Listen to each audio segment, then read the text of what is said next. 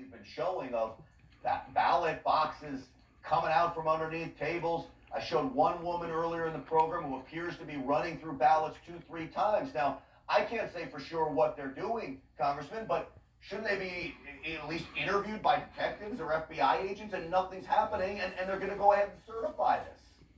Yeah, it's unbelievable. I mean, I've spoken to an individual in the Georgia State Legislature who was in this thing in the hearing yesterday. He's watched the entire video, and the sequence is this: at about 8:30 a.m., that big long black table that you see there was brought into the room.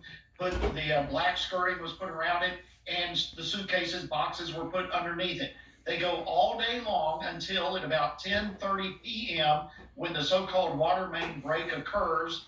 A lady comes to the middle of the room, and all the Republican poll watchers are told, evidently it's silent, but you can assume by watching it, they're told to leave the room, which they do. That's at 10:30 p.m. At 10:40, the folks left in the room go back to that black table, pull out all the suitcases out from underneath it with apparently tons of ballots.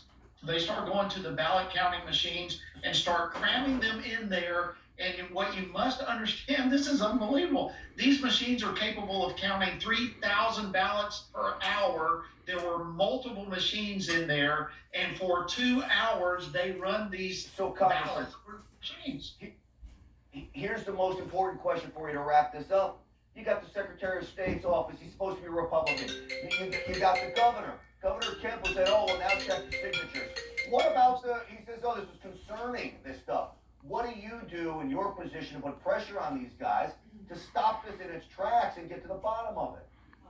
So we keep throwing as much gas on the fire as we possibly can, and I'm all for signature verification. That needs to happen with the signatures that are actually on the voter registration file that match to the signatures on the ballots. But you absolutely cannot afford to sweep under the rug a bombshell video that evidently is showing in broad light for everyone to see how fraud is taking place, and then come back and say, that's just normal operating procedure. Is it normal operating procedure to hide ballots under a sheet covered table all day long?